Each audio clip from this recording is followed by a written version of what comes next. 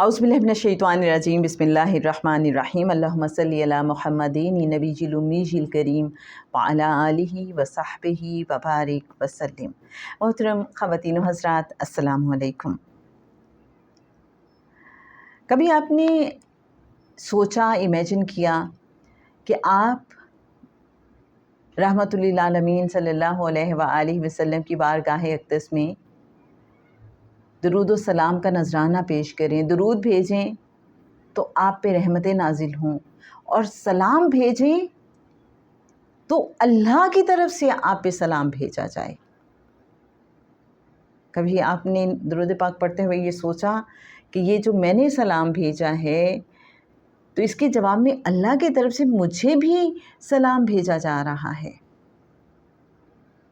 مجھے لگتا ہے کہ جب ہم ان چیزوں کو امیجن کریں گے تو درود پاک پڑھنے کا مزہ ہی دوبالا ہو جائے گا، کیفیت ہی بدل جائے گی۔ آئیے کچھ واقعات آپ کے ساتھ شیئر کرتے ہیں،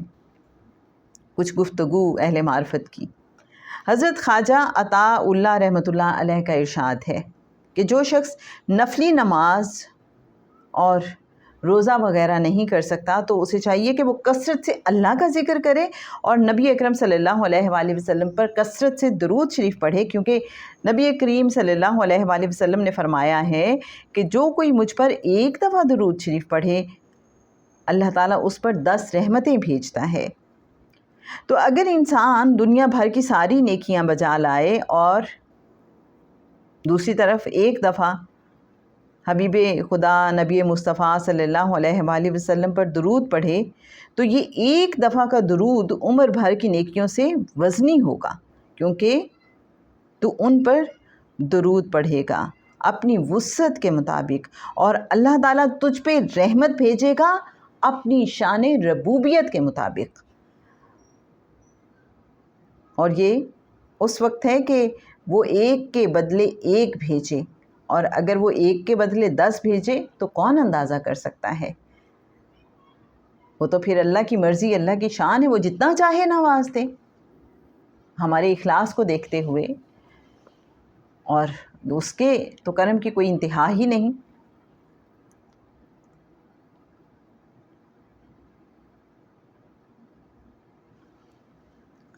اور جیسا کہ میرے بہت محترم ناظرین، سامعین، ہم اکثر سنتے ہیں کہ آپ صلی اللہ علیہ وآلہ وسلم پر جب کوئی سلام بھیجتا ہے تو اللہ اس پر 10 بار سلام بھیجتا ہے۔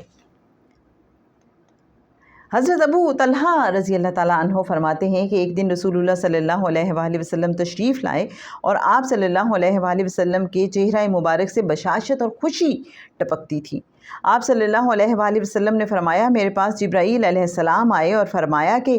آپ صلی اللہ علیہ وآلہ وسلم کے پروردگار نے فرمایا ہے کہ اے محمد صلی اللہ علیہ وآلہ وسلم، کیا آپ صلی اللہ علیہ وآلہ وسلم اس بات پر راضی نہیں کہ آپ صلی اللہ علیہ وآلہ وسلم کا کوئی امتی آپ صلی اللہ علیہ وآلہ وسلم پر ایک دفعہ درود شریف پڑھے تو میں اس پر 10 رحمتیں نازل کروں، اور جو آپ صلی اللہ علیہ وآلہ وسلم پر ایک دفعہ سلام بھیجے تو میں اس پر 10 سلام بھیجوں گا۔ سبحان اللہ۔ اس سے ہمیں معلوم ہوتا ہے کہ اگر ہم کوئی بھی ایسا درود پڑھتے ہیں کہ جس میں درود بھی ہو اور سلام بھی، تو ہمیں پھر رحمتیں بھی ملیں گی اور سلام بھی ملے گا۔ کیسے کہ اللہم صلی علی سیدنا محمد وعلی آل سیدنا محمد وبارک وسلم، چونکہ اب اس میں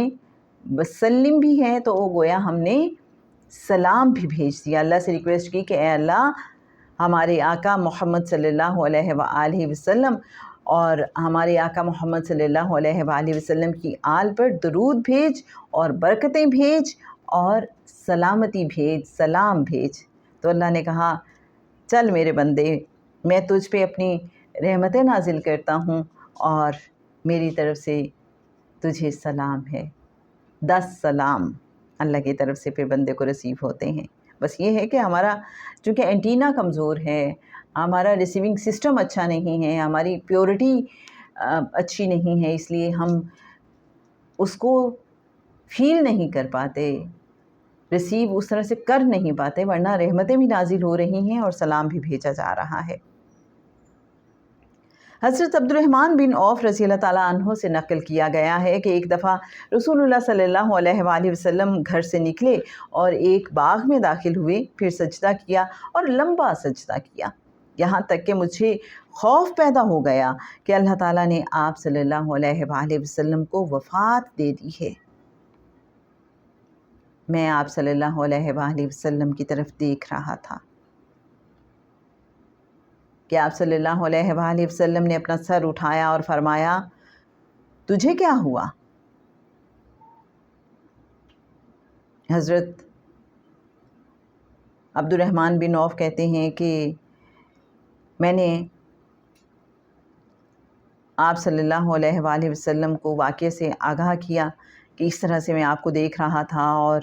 میں پریشان ہو گیا تھا کہ اتنا لمبا سجدہ۔ تو آپ صلی اللہ علیہ وآلہ وسلم نے فرمایا کہ ابھی جبرائیل علیہ السلام نے مجھ سے یوں کہا